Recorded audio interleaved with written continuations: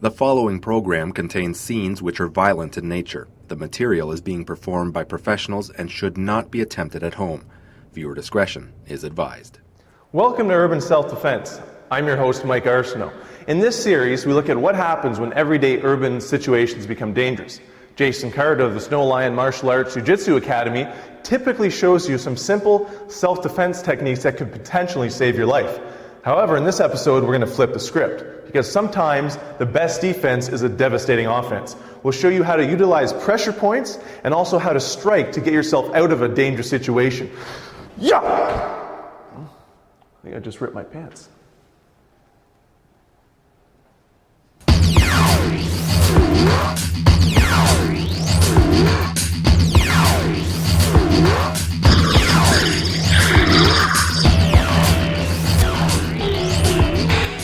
I took my jeans to a tailor, and Jason was kind enough to give me a USD t-shirt, so I guess it means I'm not being replaced for the future episodes. In this scenario, Jason will show you how important movement, footwork, and balance are when defending against multiple punches, and showing you how to deliver effective strikes.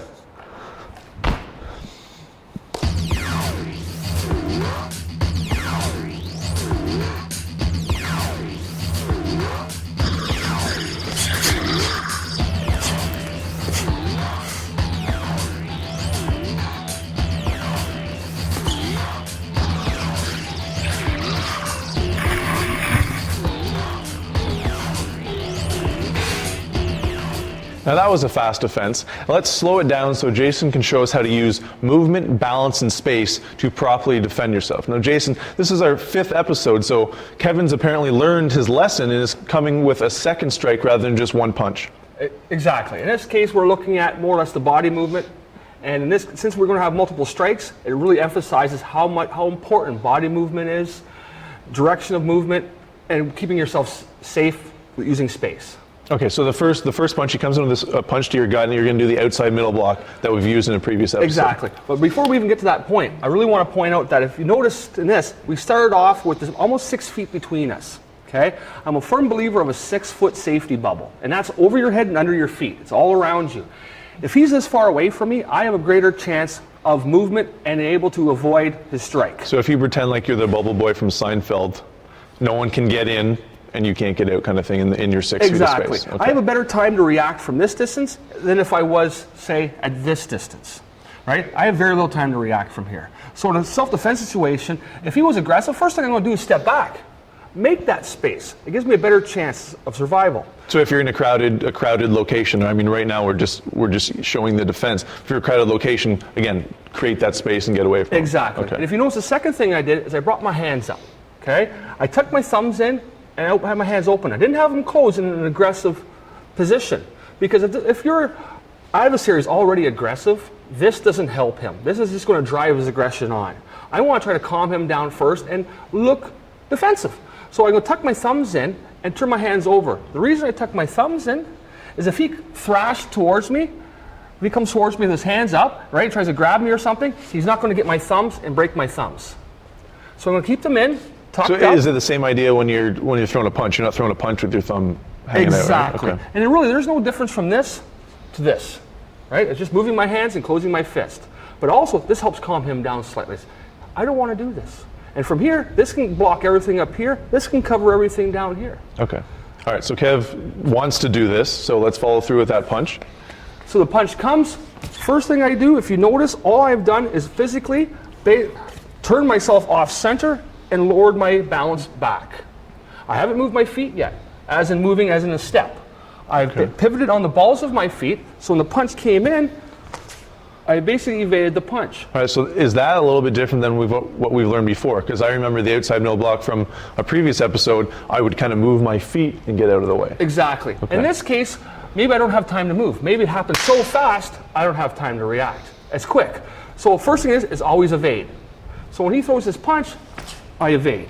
And if you notice at the same time, I throw that outside middle block. And the biggest thing to remember about a block, they're very simple. All it is a pivot of my hip. As my hips turn to keep my balance, I swing my arm through the center of my body.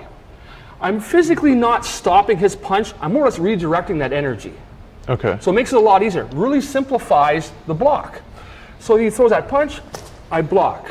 I moved out to the side. So is there more of a technique for this movement and balance that you're doing here? Like, what exactly are you keeping in mind when you're doing this? So if I was to do it, what should I be keying on? There's a couple good exercises I can show you really quick that will really help with this balance. Okay. All I want you to do first is I'll teach you a nice square stance. I want your feet shoulder width wide. We'll take your right foot, move it back one shoulder width long. So you have almost like a square box. It's 1 by 1. Okay. Both your feet are going to face in the direction of travel. Okay. From here, all I want you to do is you're going to learn where your balance is. Think of your center of balance, which is 2 inches below your navel, halfway through your body approximately. Okay. As a ball. Okay. Your balance is a ball. Where that balance sits is in the center of your pelvis, and your pelvis is like a bowl. So you put that ball in the center of that bowl, and if you take that bowl too far, what happens to that ball? It's going to fall out. Okay. And that's when you fall over. Okay? So we're going to do an exercise. We're in this position. All I want you to do now is gently lean forwards and learn how far you can physically go. Try not to put your nose to the floor. Try to keep your head up and prompt your chest out. Am I keeping my core tight? Yes. Or, yeah? See, this is a great exercise, not just for balance, but it'll teach you how to tighten your legs up. It's strengthening your core. Okay. And from there, lean back. And from there, you're going to learn how far your point of balance can go. Are my feet staying flat? Keeping your feet planted. Okay. Makes it a little tougher now, doesn't it? Yep. You're going to learn how far you can take that balance. You're going to put a lot more strength on your leg, right? Okay. So stress that leg, but that's good. So make it strong. Okay. Okay, now come back up, and now try to the side. Go to the one side. Again, shift your body weight to one side. Good, and then you can try the other side. And again, this is a good, you can use this as a morning exercise. Help, get the legs limbered up, get your center of balance moving. Well, I'm creaking and cracking like a haunted house right now, so I could probably use a little lubrication on the joints, I think. And again, this just helps you learn where that center of balance is. And when you get better, you can move back and forth with it. You can actually almost go into a circle, right? Learn where that point of balance is. Okay. Very important. Because if you're off balance, you're going to fall down. Okay, so I'm using, and again, so Kevin's putting a lot of size, a lot of weight behind his punch. Exactly. So if you can maintain that balance, you're going to stay upright. Balance is very important in self-defense. Okay, perfect. All right, so we have the original punch. So you're blocking the outside middle. Then what are we doing? From here, we're just going to loosen them up with a couple of strikes. Because again, I want to make this quick. So I'm basically striking to the groin, right? And then coming across the top with that palm heel. Now, why did you use the groin for backhand here? I use this because to throw a hook punch from here is very difficult. Okay. All I've done is this position where our hands are tucked together can also be used as a strike. Okay. Keep my fingers tight together. I have that thumb tucked in. I'm going to hit with that basically area just behind my knuckles. This area right here. Okay? And let's be honest, any part of your hand that you're going to hit in that area is going to hurt. So, exactly. Okay. All right, so got him in the groin. So we've blocked. I've strike the groin. And I come across right away with the palm heel, again, down across his jawline. Okay. Making a move. If you notice, I push my weight all the way over. And I'm turning my hip into this. So that's where you're generating the power. Exactly. It helps keep me in balance. So now if he's able to throw another punch, I'm going to basically turn my hips the other way. Again, that exercise we just did, how I lead my weight back, I'm still in balance, but I'm out of the way of the punch. Well, I can tell right there, you haven't moved your feet from that original position, right? You're just rotating like the balance exercise, which we just did. Exactly. Okay. So after this, we've done our block. I'm going to grab him. Why do you grab him? Because for a second, I'm going to use him to help my balance. Okay. I'm going to kick to a nerve in the inside of the leg. Right above the knee? Halfway between his knee and his groin. Okay. Okay. So I'm going to kick. That's going to break his balance now. I'm within balance, he's out of balance. Well, he hasn't done his balance exercises in the morning either. Exactly. Okay. And to follow this up, I'm going to come across the top, what we call is an elbow strike. When I strike with the elbow, they call it an elbow strike, but you don't typically hit with the tip of the elbow. You want more forearm? Exactly. If you make a fist, you'll notice that your forearm muscle will start to get tight right here. Okay. Basically 1 inch to 2 inches in front of your elbow. So I've done my block, I come across, striking him with the elbow strike. And again, if you notice, I continue that pivot, maintaining that point of balance in that movement. Okay. Can we see that one more time, maybe moderate speed? And again, if we could just maybe watch Jason's feet to show that he really doesn't move more than his original square, right? So the punch would come, I move, strike, strike. He comes across, I pivot, grab, strike, strike. Fantastic. Well, thank you, Jason. I'll be working on my balance exercises. Everyone at home should do the same, and we'll be right back on Urban Self-Defense.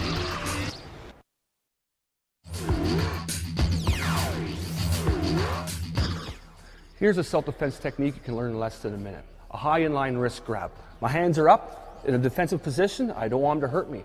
Nice thing about this, my hands are already up. I can protect myself from this far hand, but I still need to get away. I need to escape from this person's grip. One thing I do not want to do is create a tug of war. The biggest person's going to win.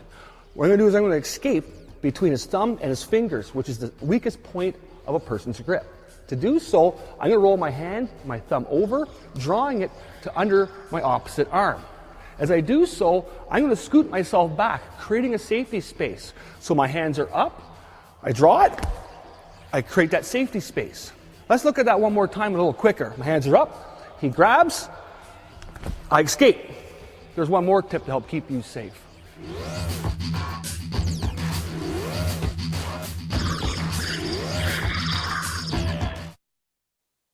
In this segment, we'll show you how to use blocks and strikes in one fluid motion to defend yourself effectively.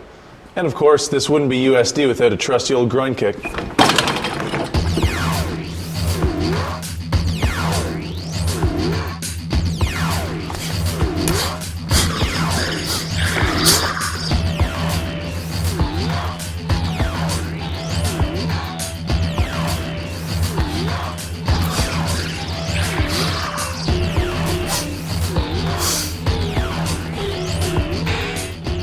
I'm used to throwing strikes in the ball diamond. Now I'm going to deliver a few to Kevin's solar plexus. So Jason, we're going to go through that scenario that you just went through, but this time we're hitting for real. Exactly. Lucky enough, Kevin has a nice pair of targets we're going to work with today. Okay, so we're going to look at that same scenario, that same lead-in we did myself. I'll have you know that actually I drank 6 raw eggs this morning, like Rocky, so I'm prepared for this. Excellent, because you'll need it. He's a big man. Okay, so you're going to start off with that, basically that hook punch to your head, which you're going to block and deliver then a following strike right after it into his shoulder joint. And we want a vertical punch. Exactly. Right? We want to throw this as a vertical punch because the way the shoulder works is ball and socket. Okay, when you throw that vertical punch, you want to take those two striking knuckles, right? Drive them into that shoulder joint. What's going to happen, there's a cluster of nerves in there, which are really going to activate, be very sore. At the same time, it's going to start to separate that shoulder. It'll make that whole arm go numb. So how hard am I hitting here? Am I going full speed? Like, Kev, do you have insurance for this or what? I do actually, and I got the gloves to help out, so. It's your funeral. Okay, here we go. Good. Okay, good. So I'm blocking that, and then he's loading up for another one. So let's do that one more time. Get you used to that. So again, he's going to throw that punch. So hold on, I'm staying in my square, so I want to be... Remember that square stance? Remember that we were talking about earlier, where your pelvis is, your balance? You want to have a good balance. So you want that forward stance. When he comes back in, I'm going back with my right foot. All you have to do is when he comes in, stand your ground. You're going to block, strike. Okay. He's coming to you in this case. Okay. So you're already rooted. You're like a tree. Excellent. Now what would happen is he's going to throw that other strike, now that hook strike. So you can execute that double forearm block. Excellent. Grab his arm, strike in the carotid artery. Perfect. Just try one more time. Okay. The whole thing? Sure, the whole thing. Excellent. Excellent. And when you strike that side of a man's neck, chances are that's probably the only strike you're going to have to do, because what happens is when you strike that neck, it's going to cause all that blood in that artery, half it to fire up to his head, half it fire back down, and it causes you to get that kind of standing 8 count where you feel a little dizzy. I have to tell you, I'm impressed that Kevin's actually still upright after these blows that I'm raining down upon him, so kudos. Excellent. And now we're going to take it one step forward. We're going to look at that kick that kick to the leg. Okay. Okay? So we're going to switch Kevin out here. I'll take one of his gloves from him, and we'll give him this nice kick shield. Is that going to be enough? Do you want to maybe get 2 pads for him, or? Well, I'm pretty tough. I can handle this. We'll see. So remember, now what you're going to do is you're going to start off again in that nice square stance. Again, you want to make sure feet are shoulder width wide, one shoulder width long. Okay? Balance is center. Okay? I'm a firm believer, have your hands up. Get used to having your hands up. There's only one part of your body you cannot truly prepare to take abuse, and that's your head. Okay. Okay? So from here now, when you go to throw this kick, you're going to lift your leg up to the side. Almost like a dog peeing on a fire hydrant. You've seen a dog peeing on a fire hydrant? So I'm marking my territory. Exactly. You're going to lift it up this way. Okay. That will help pre-prep it for you. So I point my knee towards Kevin. Basically. At first, you're going to point your knee off to the side. Up, and then... Right from that position. You're going to lift it up right to that position. Exactly. Now you're going to pivot on the ball of your foot. On the base foot, exact, perfect. When you bring your knee to the center of this target for this drill, you're going to extend your leg, striking either with the top of your foot or with your shin, depending on how close you are. Okay. And just, I mean, bang. Is that okay, Kev, or do you want I'm fine with this. a little bit more? Okay. Good. One thing I want you to work on and think about is when he throws this part, make sure you're not moving too far. It's 1, 2, boom. Oh, I got to remember my balance. So my feet are moving too much from my original square. Exactly. Okay, let's try one more time. Keep those feet planted. All right. This is a good drill to practice when you don't have space to move. Yeah. Well, it's almost like I'm getting kind of, because I have someone attacking me, I'm getting kind of happy feet, getting jittery, right? So I just want to stay calm and just focus on my strikes. Finish what you started. Okay, finish what I started. All right. There, that felt better. And you were more in balance. Perfect. Thank you, Jason. Thank you, Kevin. Hope I didn't beat you up too bad. We'll be right back on USD.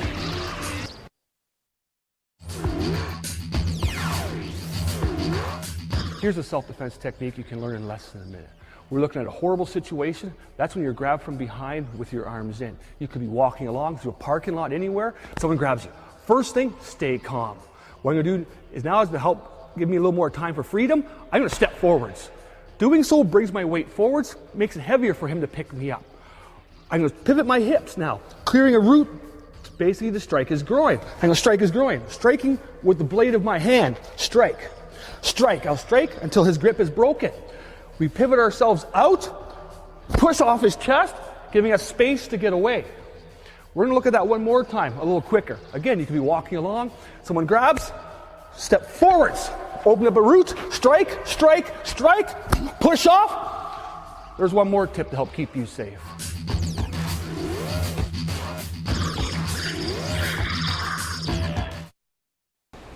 There are hundreds of pressure points in the human body.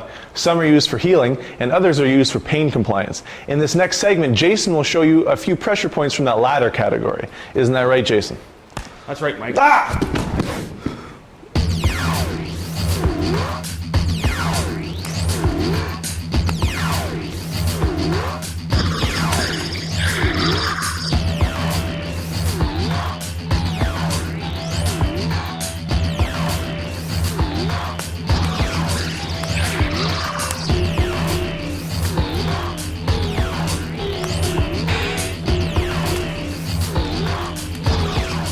Now let's take a closer look at these pressure points and a very special episode of Extreme Makeover, Kevin Edition. Now, Jason, what are the importance of the pressure points?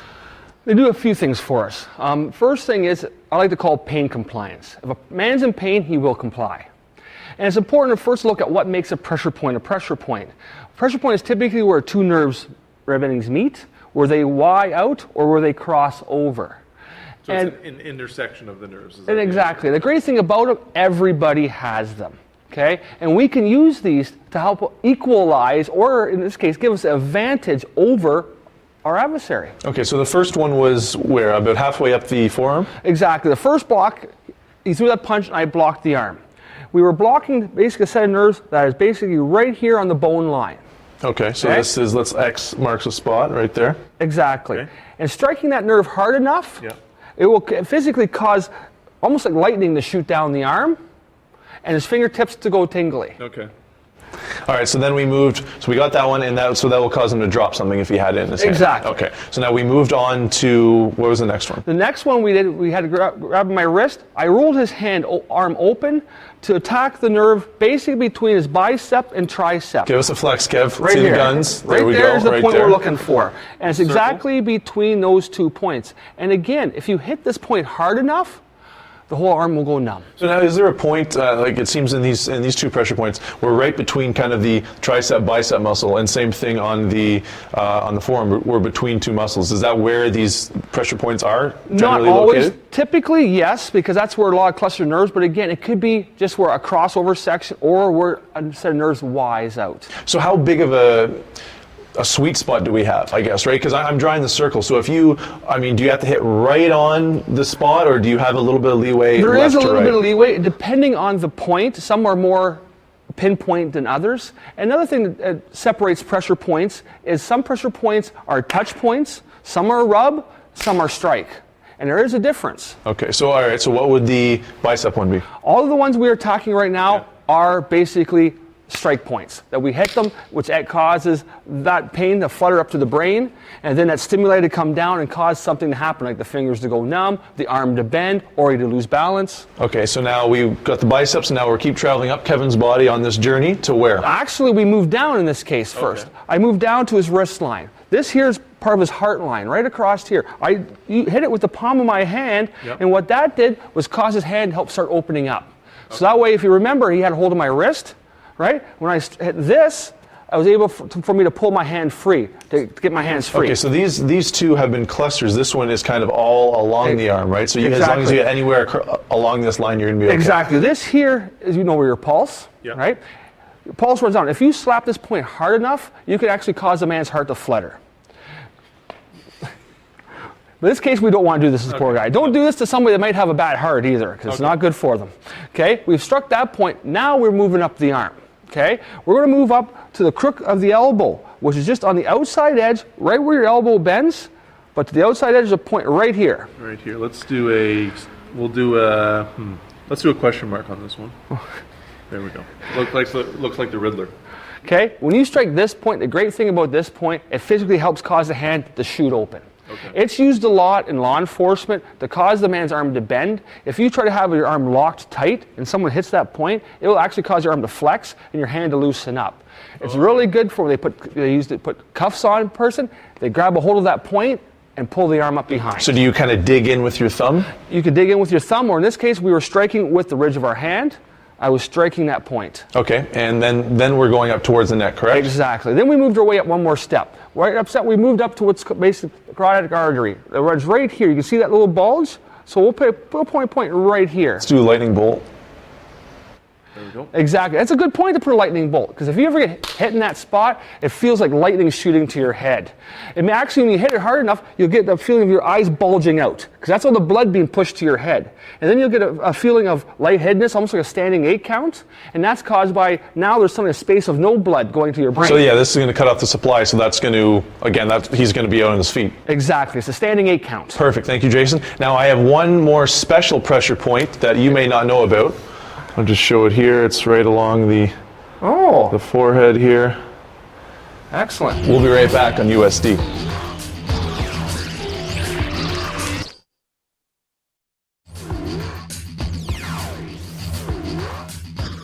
Here's a self-defense technique you can learn in less than a minute. Horrible situation, you're walking along, someone grabs you from behind. First thing, don't panic. I'm going to step forwards, bring my weight forwards, makes it harder for him to pick me up off the ground.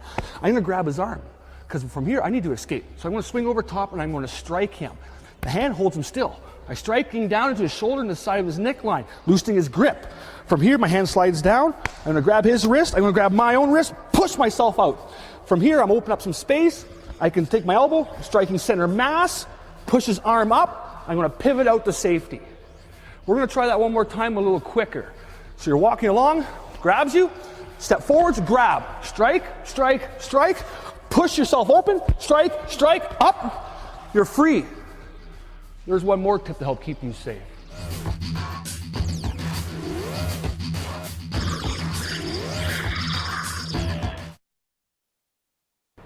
Welcome back to the show. Now, Jason, we've learned a lot of deadly and aggressive strikes today, but the key takeaway from this episode should be we don't want to cause that serious, long-lasting harm to our opponent.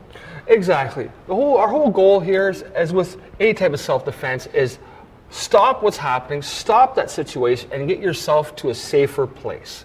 So just to give an example, so the pressure point, that pain, it only lasts for about 5 or 10 seconds, right? Exactly. It's a great deal of pain. You'd be surprised how much pain it really truly is.